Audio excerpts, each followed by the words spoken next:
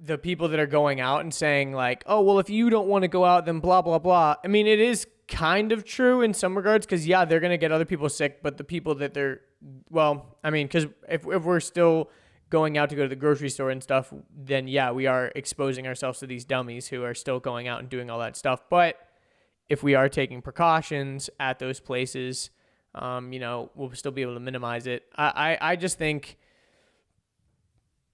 I don't even know. I'm on board with it. I just think it's too soon. Like in the same way that but when is not going to be too soon? I guess when we start seeing the flattening of the curve, actually. Yes. So it's like in the beginning, as we saw cases rise, we slowly started to shut things down. We slowly started to put, implementations onto things. We slowly started to distance ourselves and gloves and masks and hand sanitizers and, cleaning supplies and cleaning equipment, and businesses shut down and everyone further apart. And I think that's fine. I think we should do the reverse of that when it's appropriate. I think it'll be appropriate when we start to see a flattening of the curve and we start seeing cases go down. When we start seeing cases go down, then yeah, sure, let's slowly start to open the economy. Let's slowly start to get businesses and stores, happening. But I just get frustrated when some people make decisions that are clearly decisions that are like rich people live, poor people die. It's very much like this whole thing where it's like, oh, well, we just need to save the economy. I don't because think the wealthy rich people are the ones protesting, bro. It does not seem like the rich people are the ones out there yelling and hooting and hollering on the street. Seems like a bunch of stupid white trash people. Hate to say that slur, white trash, but I'm white, so I guess I can say it. It feels like a lot of the people out there protesting are the ignorant people who are like, I don't want the government telling me what the fuck to do. I mean, I could be wrong and I could be stereotyping and whatever. I agree with you on certain parts where it's like, yeah, probably a lot of these politicians that are making these choices are wealthy, but I think a lot of these people that are protesting are not necessarily super wealthy. I think the wealthy people are scared as fuck because they don't want to get sick and they're holed up in their beautiful homes. And they do have the resources to be able to not work for a couple months. They're probably business owners and they want to open up their businesses, but it doesn't really seem like the very wealthy people I know are really freaking out and protesting this stuff. It's typically a bunch of dummies that I knew from high school. You know what I mean? So let me rephrase that then. So I'll remove the wealthy factor to it. The way I see it is that Karen is pissed off that she can't go get Baskin Robbins. Karen doesn't want to go to work. Karen wants all the fucking peasants that work at Baskin Robbins to get back to work so she can have her goddamn ice cream. True. That's how I see it. I see it's like they're not protesting because they want to get back to work. They're protesting because they want everyone else to get back to work so they can continue to live the life that they want to live. It's not that they're trying to argue, you don't see the people that are working service industry jobs protesting. You don't see that. The people that are like, no, listen, I don't want to be around people. I don't get sick. I don't want to die. I'm losing a bunch of money. I might not be able to pay my rent this month, but I ain't trying to die. But all these I do feel that. Because middle when I class worked at Dunkin' Donuts, I felt that for sure. That people are very entitled. They feel like it's almost like their God-given right to be able to go to Dunkin' Donuts and get their breakfast sandwich every morning or whatever. Yeah, it's all the middle class, upper middle class, rich, ultra rich. They're the ones that are making the decisions and the ones that are protesting that are like, we want to work out. So all the people that work at the gym need to go there right now so we can get them sick because I want to work out. I think the ultra rich have gyms in their house, bro. I don't think it's that. I think it really is that lower middle class. It's not. But I'm saying the ultra rich are the decisions, ones. Yeah, but I'm just saying I don't think that this is being motivated by money in that regard. I think it's more motivation of, I want this. I want my haircut. I want to play golf. I want to go to Baskin Robbins, like you said. I don't necessarily think it's that much of a money thing because in reality, those are all things you need to spend money on. You know what I mean? It's not like they're saving money or whatever. But it's more just being selfish. I don't think it's necessarily a money thing. I think it's more of a selfish thing. That people don't care about anyone else. They're like, well, I've been quarantining for and I've been a good boy, and it's time that we wrap this shit up and open it all back up. I want things to go back to normal. That's the reason. That's the attitude I'm feeling.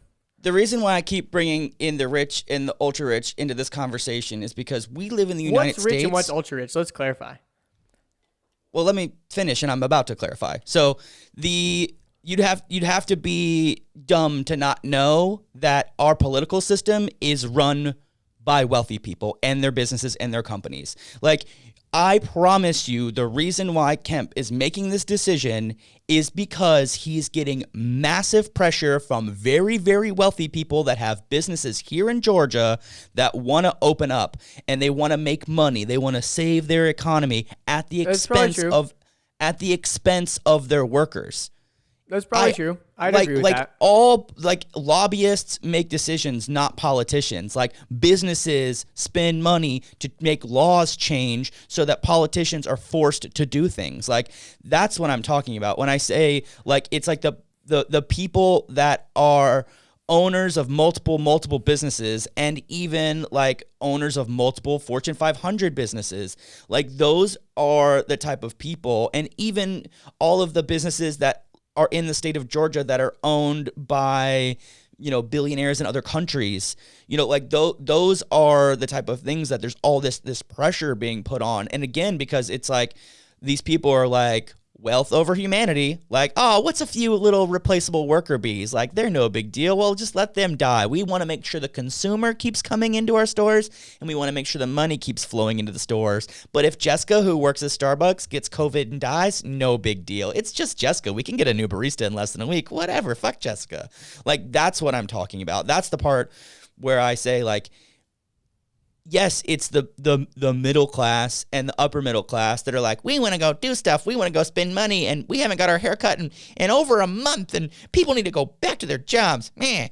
And it's like, then you have these big groups of people that are like, politicians that are like, we're listening to you, but we don't know if that's really a good idea. And then these majorly big, massive conglomerate, business owners, these very ultra wealthy rich people are like, hey, governor, there's a lot of people that are wanting to buy stuff from us right now. It'd be a shame if we didn't donate to your campaign next year. Be a shame. Be a shame if we didn't endorse you. It'd be too bad if we didn't do that. It's like, it's an unfortunate reality of the way the United States political system works is on pure capitalism. It's on money. Why do you think that Brian Kemp is the only person that's entertaining this idea then? Well, Georgia prides itself on being best for business. Like, that is their slogan. Georgia, good for business, best for business. Like, the fact that we've pretty much like sucked in all of the LA like movie money making, like all the movie making money, a lot of manufacturing. Like, there's tons of car manufacturers that are here in Georgia now that moved here because there's major tax incentives. Like, that's like Georgia, good for business. So it's like Kemp is like, I've pretty much made my entire thing all about like Georgia, good for business. Like, all businesses come here and we'll make sure that we make you even more rich than you already are. And then this whole economy is going down, and it's like, and everyone's like, hey Kemp, we moved to Georgia, so we got our businesses here. What are you gonna do for us? What are you gonna do, huh? You said move here. You said, and it's an election year too, so of course he's bowing to the almighty dollar. Of course he's trying to save his ass, and it's like at the cost of human life. It's just an unfortunate reality. Yeah, no, I feel that. I just think that I agree. I would agree with that. I think that he probably is having major pressure from the outside. It just seems weird that we're the first state, and I guess that makes sense. I agree. You're right. I agree, but I think it's also we're a southern state. We're a dumb redneck state. Like, it's just an unfortunate reality. We live in the Bible Belt. Like, think about all the religious leaders that are like giving him pressure and protest, being like, we want to have a church service, and like, our church is gonna fail if we don't get people in the pews and giving us money every week, and we can't spread the word of God. And yeah, like, that's true, dude. There's so like, I'm scared because I think we're gonna be the first state to get a second wave that's going to be extremely devastating. And by the time New York City is clearing up, we're going to still be fucked because we're going to have to basically restart this whole thing over again. And then the winter's going to come. Do you think that, and guess what? When the cold weather comes, Do you think the businesses opening back up, people are actually going to go to them? Like, if gyms open up, are people going to go? So I think there's a lot of business owners that are arguing and debating the fact if they want to even open up, because the thing is they don't have to. They just have the choice that they can. But they also realize if they don't open up, they don't get any more aid. They don't get any more relief. Like you cannot. So currently the government is giving out forgivable loans, which basically means that you take out a loan and you use that loan to pay employees until the restrictions are lifted. Once the restrictions are lifted, you don't have to pay back that loan. It's forgiven. You get free money to pay As long as you're using it to pay your employees, yes. As long as you're using it to pay your employees. And the reason why you would use it to pay your employees is because you're not allowed to open. Now that you're allowed to open, no more relief. You're not allowed to get relief anymore. Be like, oh, if you're struggling, just open up, right? Like if you're struggling to keep your business afloat, government's not going to give you any more assistance. You got to figure it out on your own. Tough luck.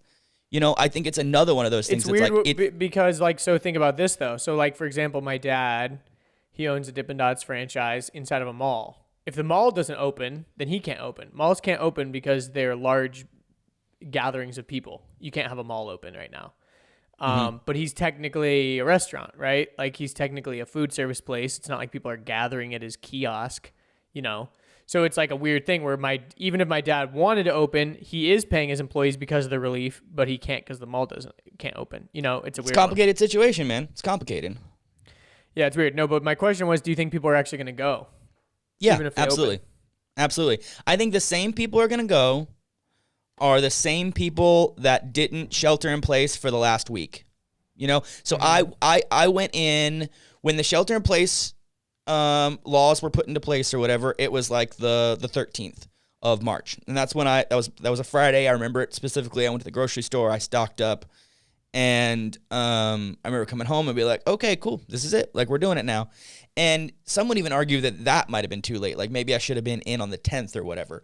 But it's the people that didn't go in until Yeah, exactly. It's the people that didn't go in until the 20th. It was only until they got shamed into going in. It was only until people and friends and family and social media, and it was like, what are you doing? Why are you going out? You killing people? You fucking murderer? It was only until society shamed them to go inside. I got a neighbor, dude, who's always he hasn't slowed down. If anything, I'd say he's picked up. He's in and out all goddamn day. And the reason I know this is his door slams. Slam door in, slam door out, slam door in, slam door out. I don't know what he's up to. I don't know where he's going. I don't know what he's doing, but he's going to be one of those motherfuckers that's going to the bars and the club and the gym. Well, the other thing is some people are essential workers. They still have their jobs. They can't slow down. You know what I mean? Who knows? Oh, he does his job on the phone. He's not. Okay, well, whatever. Yeah. But you know what I mean? There is a possibility that he could be going in and out, but maybe he's going to his office and he's the only one there. You know what I mean? Who the fuck knows? Possible. Who knows? And that's another thing that I kind of get worried about is I live in a building which is the equivalent of a house, meaning that we're all under one roof. The only thing that separates us is a door and a hallway and elevators. So all it takes is one dingus to fuck it up for all of us. One dingus did get it. Yeah. I mean, she wasn't a dingus, but yeah, she's good. Everything's back to normal for now. Is she okay? That we know of. Yeah, she's fine. She's back. Well, that's good. I haven't seen her, but they messaged everybody and was like, hey, everything's good. Hope you enjoyed that clip. If you want to watch the full episode, you can click right here. If you want to subscribe to the channel, you can click right here. If you want to watch more clips, we got 2 more right over here.